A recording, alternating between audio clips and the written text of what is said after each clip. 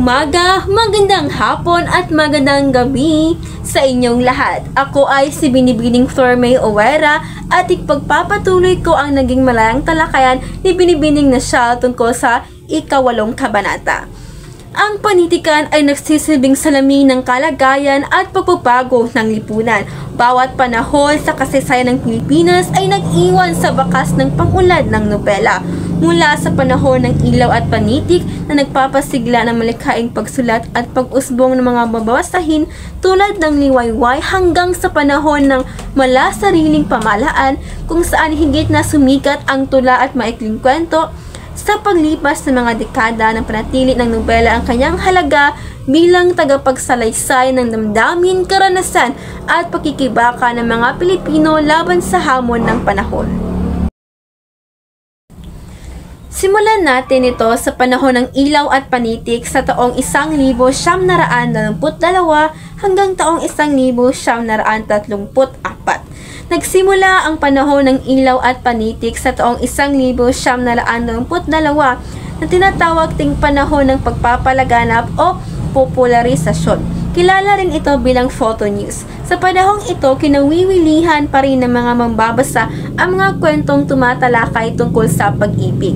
Ang paglitaw ng magazine ni Waywaya ay isang higit pa sa lahat na napasigla sa panitikang Pilipino, lalo na ang tula at maikling kwento. Nagbigay daan din ito upang makapaglathala ng sunod-sunod na kabanata ang mga nobela at gayon pa man dahil sa pagbibigay ng gantimpala at pagpapahalaga sa mga piling maikling kwento, humina ang interes ng mga mambabasa sa nobela, kaya't higit na nakilala ang maikling kwento at tula kaysa nobela. Ilan sa mga halimbawa ng nobela noon ay ang Mutyang Itinapon ni Rosalia Aguinaldo at ang Magmamani ni Teofilo A. Saico. Ang Mutyang Itinapon ni Rosalia Aguinaldo ay tungkol sa mahirap na si Ilong at mayamang si Elino.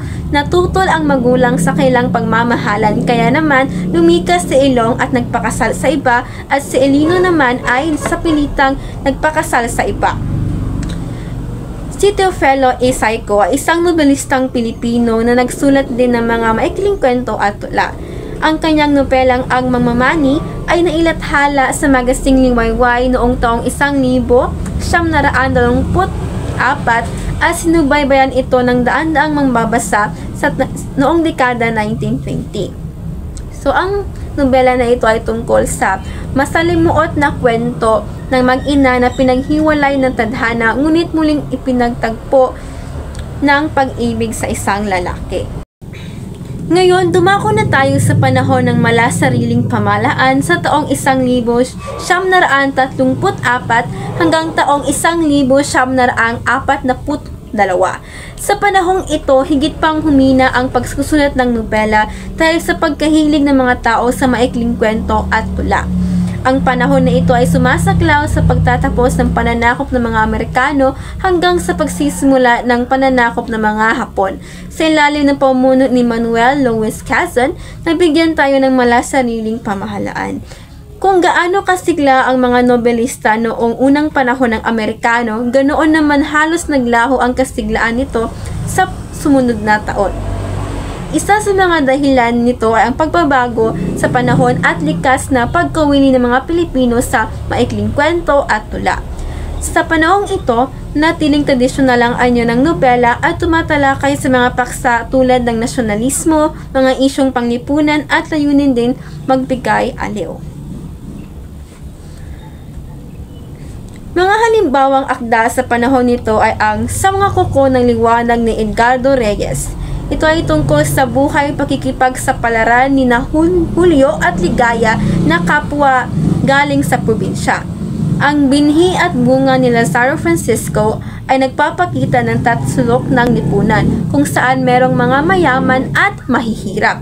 Ang Luha ng Buaya ni Amado B. Fernandez ay kung saan ito ay tungkol sa ginagawang paggigipit ng may kayang pamilya sa mga maralita at kung paano nagkaisa ang mga nasabing mga dukha upang lutasin ang kanilang problema.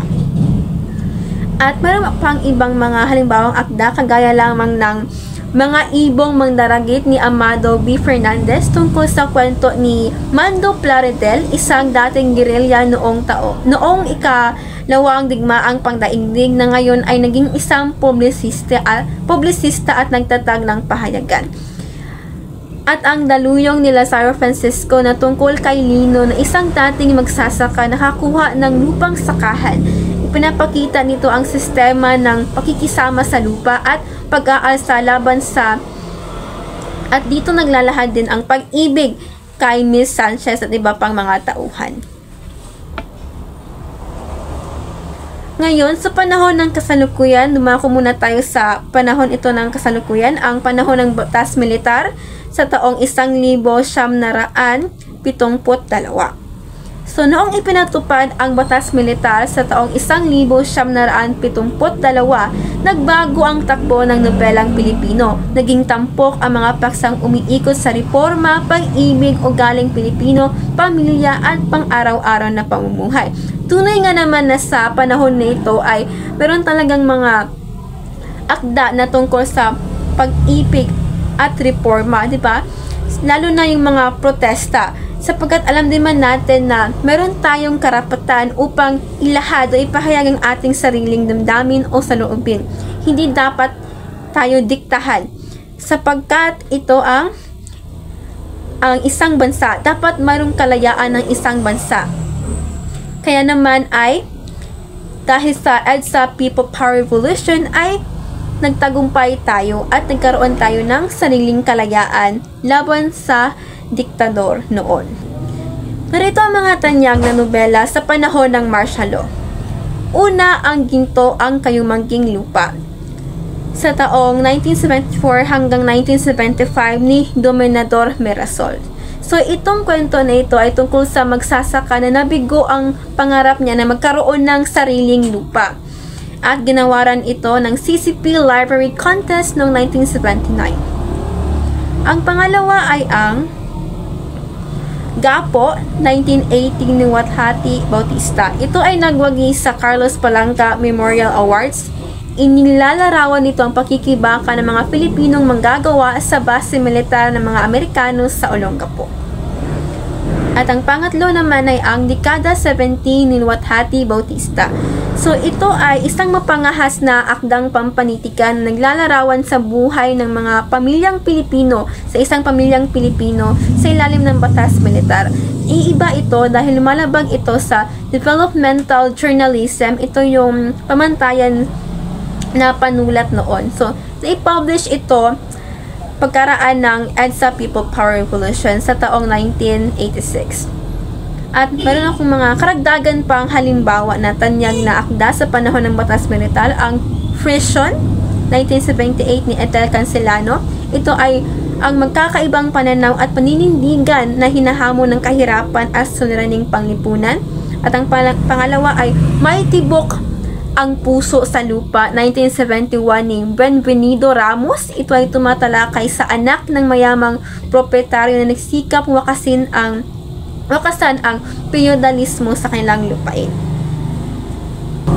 Ngayon ay dumako na tayo sa panahon ng kasalukuyan. Ito ang patuloy ang pagyabong ng nobela sa tulong ng patimpalak tulad ng Carlos Palanca Memorial Awards for Literature na nagbigay parangal sa mga nobelistang lumikha ng mga akdang may sari-saring tema. Malaki ang naging ambag ng magazine Banawag sa Ilocano, Liwayway Tagalog, Bisaya at mga comics na naglathala ng mga nobelang dugtungan linggo-linggo. Sa kasalukuyan na tiling buhay ang nobela bilang salamin ng lipunan at patuloy na tumatalakay sa mga suliranin, pangarap at karanasan ng mga Pilipino.